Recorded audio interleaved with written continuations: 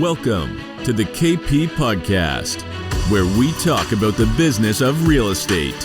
A podcast about leveraging opportunities, growing your business, and experiencing financial freedom. Here are your hosts, Keith Anderson and Peter Kamboukos. All right, everybody, welcome. This is Pete with your co-host Keith, and we're coming to you from the KP studios here at the Forum. So Keith, how's everything going? Good. It is absolutely crazy. Nonstop, it feels like this last week. So I'm just hanging in there. Yeah, dude, that's good. That's good. And on my side, dude, we got to take a little break. Yeah. You know, me and the wife, we had an anniversary here, Yep. and we got a little Vegas trip. And I got to tell you guys out there, for anybody wondering, Vegas is back, man. Oh my goodness. It was busy. It was packed, but it was good. Saw the ponies. Yeah, and we're going again. Ponies up there. We're going again. We're gonna be going. You didn't get enough torture the first time? Like you just had to do it round two? Yeah, you know, I come back. You know, I got to recharge for a week or two, and then I guess we're back at it. Got it in the blood a little bit, and Sin City follows you home is what it is. And well, I mean, you know, we haven't gone for so long. I know we haven't gone for so long, Gotta go. But outside of Sin City, dude. So today, everyone, we're going to be talking about something a little bit different. So we haven't really touched on this, although this is going to be topics that we'll be getting into here, in different shows. But today we're going to talk a little bit about investing in real estate. So coming at it from a different angle, like we talked about, it's going to be, not only business stuff, but creating that wealth and those passive income streams and getting that freedom. And so today, we're going to go get into a little bit about that investing. So, Keith? Yeah. Before the show, we were talking about, and you're telling me this concept of 2 houses, no mortgage. Yeah. Right? Yeah. So tell me, what the heck does that mean? That's crazy, right? It's crazy. How can you? The concept in itself is that someone, not an avid investor, not someone that's been doing it a long time, just a normal individual, John Smith, can go out there. Yeah, John Smith, he's a good dude. Mm-hmm. That person can go out there, buy 2 houses, and not have a mortgage. Are these like micro houses? No. Tiny homes? Normal 3-bedroom, 2-bath in great areas. Like, for instance, Gilbert, Arizona, for instance, one of the hottest markets in the entire country. 3-bedroom, 2-bath houses. So I got to pay cash. I got to just come up with a lot of cash to do it. And this is the point that we're talking about today. We are going to be talking about the leverage of cash flow and the short-term rental investment strategy. Everybody knows it as Airbnb, as if that's like what is short-term rental. I'm here to say it's called short-term rental investing. Short-term. Well, it's like called Airbnb. Well, people say like Kleenex when they need like tissues or whatever. Yeah. So what are tissues? Yeah, you mean Kleenex, right? So same thing, right? Same concept. So we're talking. So you're accomplishing this. Yeah. If I'm hearing you right, through using short-term rentals and cash flow. Is that right? Yeah. And keeping and maintaining low interest rates on both properties. Both very, very possible, and not having to purchase as an investment. Well, I'm intrigued, man. I'm intrigued. So before we get into it, let's make sure that everybody out there is on the same footing before we start. So talk about what are short-term rentals. I know you mentioned Airbnb. Yep. So talk to me about what are short-term rentals. Why are they better than long-term rentals? What's the difference there? Well, there's a couple main differences, and you can have 2 different types of short-term rentals. So you have to decide which avenue you want to go. So there are vacation home rentals. Okay. And those are the Airbnbs. That's going to be VRBO. And then there's also just regular short-term rentals, which would be shorter than what the market standard of a lease would be. So shorter than a year lease. So this could be a 6-month lease. This could be a 3 to 9 month. Like, it could be anywhere under a year is typically where I would draw the line.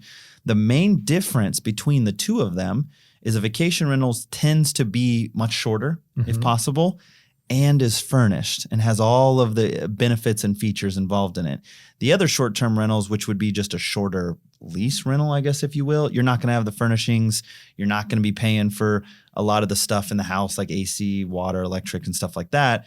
Whereas with a true vacation short-term rental, you're going to have all the furnishings. Someone can just literally drop their suitcase and live in it like they would a hotel. Right. And they don't have to pay for any of the bills. The AC's covered, the cable's covered, everything's in it included.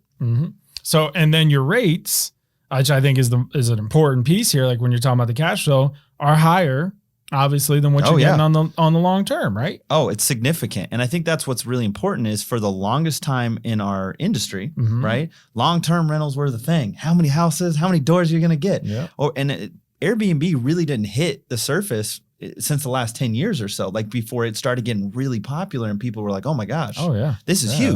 Last 4 or 5 years, 5 years maybe. And so before that, all there was long-term. You saw a lot more apartment complexes. You saw a lot more like multiplexes and like, man, I just want to get as many doors.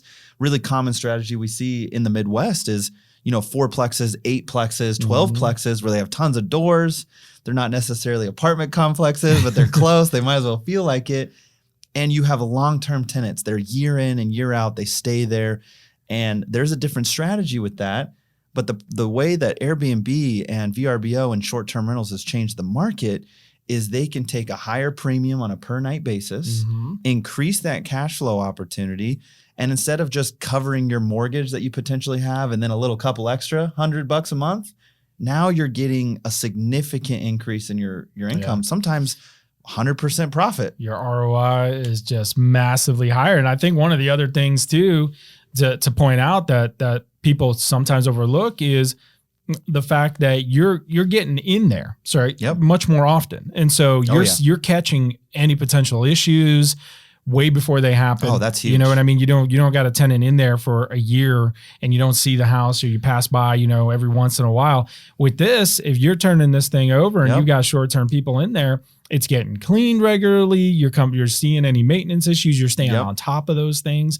So generally what we are finding for some of our folks that are doing this is they're able to maintain that house better, in a much better shape, and make sure that they're keeping an eye on things on top of that too. Yeah, let me give you a good example of that. Is if you think about a vacation car rental, you go to a place, you rent a car for a weekend, that car is getting cleaned, it's getting washed after 3 days. They might get the carpets cleaned if they need to, or whatever the case is. When that next renter comes in and uses that car again, it's in pretty good shape. And after 3 years, even through a car rental dealership, that car is in fairly good shape when they need to sell it on the open market. I've seen 3-year car rentals and they look great. Yeah. Well, somebody's got eyes on it. Somebody's taking a look at it, as opposed to not seeing it for a while. Versus someone buys a car or leases one for 3 years and they get their wear and tear in it for all that length of time. And then they trade it back to the dealership. That's a much different looking car. And it's the same thing with the house. We're seeing it in our properties because we have multiple now. And with our properties, if you have a long-term tenant in there, that carpet's toast if you have carpet in there. Oh, yeah. You might need to replace things. In there. No, it would never be a priority. That's not the focus. But if it's there, it's gone. You're going to have to replace it versus a VRBO. So like you said, you're doing this now, but before we go to those steps, I think another important thing to mention is what's going on in the market right now. Yeah. We had COVID over this last year. Yep. And that definitely hit the travel industry. Hotels got hit hard. The restrictions are different. The restrictions, some of them shut down. Yeah. I mean, I remember looking at certain places where we were trying to get to and the hotels were just closed. Yep. And so that's really changed things here more recently, in addition to this. So you've got people in the short-term rental market that also pulled their properties off. So the demand, recently has just absolutely skyrocketed. As people need to go, their preference is obviously for a lot of times it's easier, it's less expensive for them, and it's a better option to go ahead and do that short-term rental, right? Well, and I think add to that even further, their perception of travel has changed dramatically through the COVID season, right? If you go to a hotel, that big thing about that is you have a lot of other people there. Yeah, you're coming in contact with a ton of people. Everyone is really starting to cling to the idea of, hey, what if I could pay the same price as my hotel room? Or less. Or less sometimes. Right. Have way more space and amenities and features, and I don't have to see anyone. Yeah. It's all there for me. It's all done. And I think that's another big reason they're choosing that for their travel is they don't have to deal with the check-in, the concierge, all that stuff. Yeah. That is human connection. And I would also say something that I've talked to some folks about that I didn't really think about either until they started pointing this out to me is people that need to travel for business or, visiting families or what have you to secondary cities. Maybe you're not in a big metro area, but you're outside or something like this. There might be one hotel right in that secondary and city. not only that, but that hotel might not be very nice. You know what I mean? And it's a Motel 6. Right. So all of a sudden, sudden, they're looking at this going, wait a second, I could stay at this house over here, which is way nicer than that hotel. And I've got more options. And now I could get this for, a night or a week or 2 weeks or whatever I need. Yeah. Where, otherwise it's not, maybe not the best place to stay. Oh yeah. No, without a doubt. But with that, let's get in. So like you said, Keith, so you've got a couple here. Yep. So walk us through what this strategy is. What are the steps and how do you go about this? Yeah, no, this is key. And so I've been working on this with multiple other licensed agents. Mm-hmm. It might make it a little easier on you if you're licensed and you're around the industry a little bit. But if you're not, and you're just looking to jump into the strategy, it is a very simple process for a beginner investor. This is a great way to get into the investment industry without a lot of capital that you may not have had, previously. And so it's a very interesting viewpoint of what that looks like, but there is a lot of things and guidelines put out by lenders and other things to give you opportunities to leverage your primary residence and make a little bit of a leap. So my goal is it's a 1 to 2 year strategy, depending on how you're feeling and your different process, and as well as lending regulations and things like that. But your first and foremost, if you're renting or you don't own your primary, it's buy your primary. So that's your biggest thing. You got to go buy your primary. Now, what's key here is you buy your primary residence with the Airbnb investment strategy at mind. Okay. So you don't go buy something that is a kind of a hole in the wall place, may need a ton of work. Don't go buy something that is maybe too big or, not going to really work in an area for Airbnb. Try and find something, a good starter home that you see would be a great Airbnb if it was such. Okay. That's the step one. Now, if you already own your primary residence and it falls into that category, great. You're one step ahead, because we might be talking to a lot of people that's like, hey, I already got a property. I own my own. I got step one. But how do I get that investment? And that's what's key. That's step two. So there's a lot of regulations through lending that give opportunities for someone to be able to manage that process. And so you can go of it two ways. And one is you can decide to rent out your own primary residence right now, the house you're living in right now. If you sign a lease and you rent that out for any length of time regulated by the lender, you can rent that property out.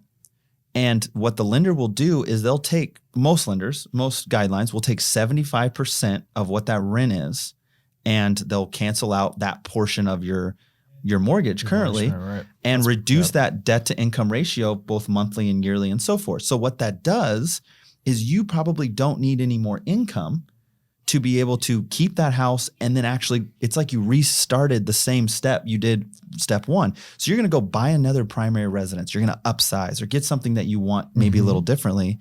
And then you're able to leverage your current primary house as that investment property, keeping the rate that it is when you bought it as a primary. And so the key here that's important, you're not putting 15, 20, 30% down on this house like an investor would if they needed to make that jump. Right. If you wanted to go and just buy an investment property, most lenders are going to have 15, 20% or more as their regulated down payment amount. Whereas with this strategy, you could go down payment minimum again and go buy another house at 5% down and keep your current as your rental. Right. Because you're starting, like you said, and that's the thing, even, like you said, just a couple of years out, guys, that's pretty quick to have multiple properties at that point with, we'll get to the no mortgage part. So so you start off, like you said, you either get that primary, you've got that primary, then you're upsizing. Now you're renting this one out. You moved on to the next one. And then where are you going from there? So right now you're at the point where you got your new primary. You maybe have a long-term tenant in there for a while, or you've gone through that system. So that long-term tenant currently is just paying for its mortgage. Okay. So it's just covering the mortgage costs, and you have no mortgage technically, if you think about cash flow on your original primary residence. Right. So you left that primary. Let's say you were paying $1,500 a month for the mortgage, and let's say you're getting $1,800, $2,000, whatever it is for the rent in a great market like this. You're wiping out your own mortgage, your own cost, and hopefully cash flowing above that, right? You might get a couple extra $100 too, which is great. Because rents ain't cheap right now. No, it's not. So in that concept right there, you're covering your mortgage, and you don't have a mortgage on that first house, but you bought your next primary, so you have your mortgage on this one. And this is what's key. At a certain point, you can then move that long-term tenant out, and try and transition it to an Airbnb, which is going to cost furnishings. It's going to cost a little bit of upkeep right there. Initial investment again with that. So maybe the good way to do that is if you're making money off that initial rental and it's covering your mortgage, anything above that can maybe go on the side to get ready for when you're turning that into a short-term rental. Yep. And I guess the other thing too, as I'm just thinking when you're mentioning this, is you don't have to do that first one for a year. Maybe you do it for 6 months or 9 months, or something whatever the lender regulates or what they need to qualify in that way. Maybe they need a year. Whatever it is. They may only need 3 months. I don't necessarily know what that guideline is depending on what that situation is. But that is going to be a requirement for them to be able to write off that mortgage, so you don't need additional income. Right. If you have enough income to carry 2 mortgages on paper, you don't even need to do that. You could go right into an Airbnb and you're not going to have any issues at all. Yep. But yes, you save up, you start focusing on that initial investment. From what I've seen, that initial furnishing investment could be anywhere from $7,500 to $15,000, depending on how in depth you want to go with furnishings and things like that. But there is a lot of options to get it even cheaper than that. If you start looking at other resources like Goodwill or secondhand stuff, you can get OfferUp, great place to get a lot of furniture and different things for cheap. Yeah, you still find nice stuff, right? Oh, yeah. People are offloading a lot of secondhand stuff, and they're still really nice. Yeah. So you furnish this house, okay, and you present it for an Airbnb, and that's going to be the process. That stuff of getting set up on Airbnb and VRBO is a very simple process, which we can chat about as well. Yeah. So how does that work now? So now you got it. So let's say you get to that point. Okay. So you're in your second house. You got this first one, however long it's in there. That long-term tenant is out of there. Now you're switching it over. So you already talked about you got to furnish it and get that ready. But then what does that process looks like? Well, how do I start getting reservations? How am I managing this? What does that part look like? Yeah. Simple. Okay. You can go on Airbnb. You can create an account as a host. Super easy. Reach out to me. I'll give you my referral code, okay, for those of you guys out there. But you can get on there. You can become a host very quickly. You can set out your calendar of when you want to start reservations to be booked. The biggest thing is get a professional photography package. Go pay for it. Go get every room photographed. Don't skimp on this stuff, right? Guys, it's $150 to $300 for the entire house. Well pictured, edited photos. Go get it done. Once you get that done, you can add all those photos to the Airbnb profile online or the VRB profile, and then you light it up. You say what dates you want to start your reservations. Airbnb has a great process where they actually do an initial discount for the first few people that book with you to kind of get going. And it does. We got 3 bookings for our first one in a matter of like 6 hours. Wow. Immediately. Wow. And they were great. We were looking at it like, oh my gosh, if this keeps up, we're not going to ever have a place to stay. It's gone. And so be careful. The only thing I would recommend, if you want to use that property for friends, family, or anything in the future, before you light that thing up, block off the dates that you want to have it for friends and family. That's key. And that's one thing. We didn't do it on a week and we were like, oh no, we're booked. There's no way to go around that. So if you need that for any time, use that. But what they do is they give you a discount. They give the buyer a discount or the renter a discount for their first initial. And what that's doing is it's helping you get the reviews, get the guests in there early when you don't have any reviews. Because that's the biggest thing. You don't have any reviews. So they're kind of taking it off on a whim of what do the pictures look like based on the price as well. Once you start getting reviews, you can work towards a superhost status, that Airbnb or something like that on VRBO. And you work your way to become more renowned for your property. And then prices can continue to climb. So now you guys, let's talk about your situation generally here. So you guys had that one property that you were living in, you've upgraded, you've done other things with other properties now, but you then took that original property, you turned it into this Airbnb, and it sounds like you said, you got this thing booked. Yeah. So how is that working now? How is it cash flowing? Are you getting, is it 1.5 times your mortgage over there, or what does that cash flow look like? And how's that going as far as this strategy that you're talking about with 2 houses, no mortgage here? Yeah. So let's get into the finances part of it. Cause I didn't realize how good it was until we got into it. And I was like, oh my goodness, is this real life? Is this actually going to happen? And just so everybody knows, the house that you're talking about with the Airbnb, it's not super big. No, it doesn't have a pool, right? It's nice. It's very nice. Give you a prime example. It's a 1,600 square foot, 3-bedroom, 2-bath, 2-story house. with a 7,000 square foot lot with turf in the back. Yeah. Simple. Yeah. Simple, but upgraded, and it's nice on the inside. We didn't skimp on any of the upgrades. We had it as our primary. So it was something we liked and lived in. And the key is we made it really homey and we made it really nice. And so I can chat about that in a sec, but we took a different strategy than most. Is we avoided the pool and we avoided the large house and a lot of beds. So I can touch on that in a little bit, but there's a specific reason why we did that. Anyways, so back to the income part of it. It's not a big house, 3-bedroom, 2-bath. Okay. Tiny 1,600 square foot house. And we're getting anywhere from, and we're in Gilbert. Okay. So give you perspective, in the middle of Gilbert, it's not close to anything downtown. It's in a normal subdivision in Gilbert. Yeah. And we're getting anywhere from $185 a night to $245 a night. Wow. And our vacancy is probably less than 5%. And if you stretch that out over the course of a month or 6 months or whatever, even with a vacancy in there, that is way more than you're getting on a long-term tenant. Goodness. And so keep this in mind. It's not per day, every day you're booking, you're getting that max thing. You're going to cut people deals. It's part of it. If people book longer than a week, they get like a 15% discount. And you can scale your own discounts how you want, but I do it this way to maximize the profits with what we've seen. And then if someone books for you a month or longer, you give them a 35% discount is what I'm doing. And so it still benefits you to do that because you don't have a lot of in and out as much, and you don't have to have as many cleaning fees. You don't have to have as many people in and out of your house, and it keeps it a little bit more balanced and easier. You're saving on a little bit of those other costs that come with it. Convenience, time. So there is that side of things. So to kind of give you a general picture, our target goal is to keep that mortgage payment, because I'm still keeping a full mortgage on these houses. I'm not letting it go 35, 40% equity in this house. I'm keeping it as tight to 20% as I can. So you're saying you're taking advantage of this, 3.5%, whatever ridiculous interest rates we still got going on here. So I'm taking advantage of that. We're keeping our mortgage anywhere from $1,500 to $2,000 a property. That's our focus, depending on where we're at. And you add in the electric bill and some of these costs that you're going to have. They're going to be those monthly fees. You still have those costs. But at the end of the day, you might be in with mortgage, interest, HOA, or anything that you possibly have, you could be in around $2,000 to $2,200 is about where you could end up. And we've had months that range in total revenue from $3,500 to $6,500.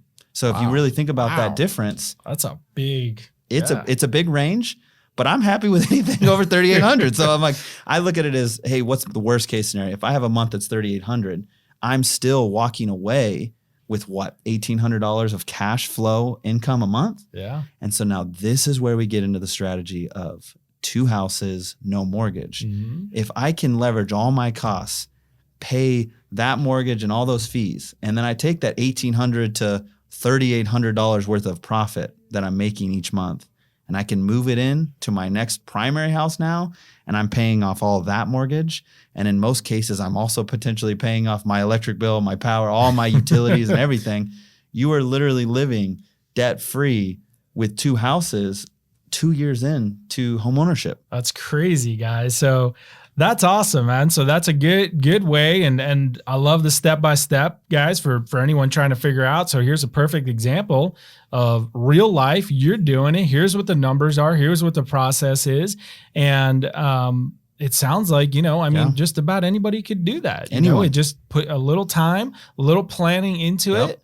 And go with it. You got to have the know-how. You got to be connected to a good agent that's going to help coach you through that process. And that's it.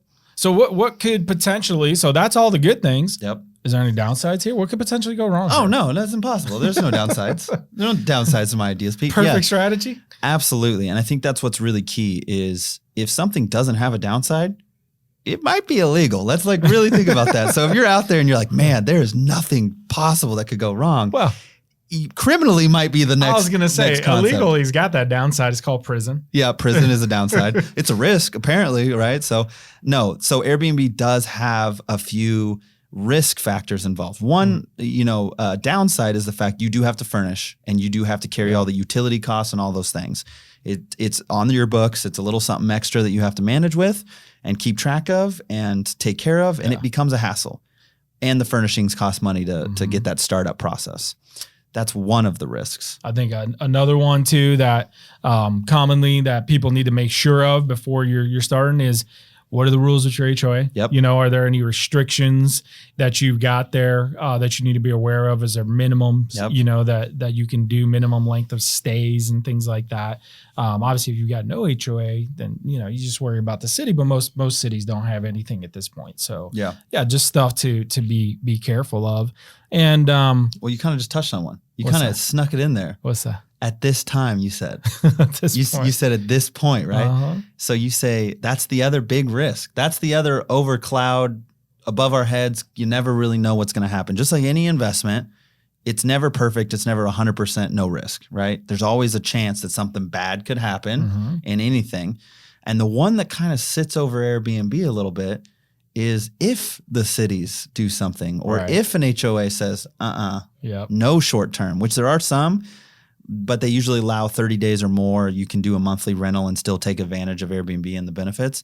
But if they come in and they say nothing less than a year lease, or they say no Airbnbs or any type of third-party companies, and cities have kind of hinted at things like that. Talking about them, So it's out there. It's not there now, but like you said, it's always stuff to be aware. Look, as long as you go into something, with eyes wide open, knowing what the potential risks are, you can always, make your contingency plans and prepare for that. Maybe you have to move it to a long term or whatever. But as long as you're looking at that, so. And we might be able to chat about it on another video or another podcast in the future. But the concept of, if a city did lay down that ban hammer, and we're talking a city like Scottsdale or Gilbert or Chandler here in Arizona specifically, there are thousands of Airbnbs There's here. a lot of houses. We don't know exactly how many, because it's untold how many are actually out there. It's They're kind of a keeping weird, that kind of tight-lipped, huh? But if that happened, you might see a massive influx of inventory, and that could be an issue. Now, if that does happen, you can 1031, you can go to long-term tenant, you can move your investment, just like anything. Sure. So there is risk, and there are plan Bs and plan Cs to avoid, those issues. Just like anything, it's never perfect. However, to know that stuff could happen and to be prepared for it if it ever did is a good strategy. So that's awesome. So I think we've laid out kind of the basics, guys, there, and the important thing, like we've talked about, and we will continue to touch on in different podcasts and topics, is use that leverage right now when you've got these low rates. Absolutely. You've got what's going on with the short-term rentals. Accelerate these income streams and set yourself up and get some of that, more of that financial security and that financial freedom.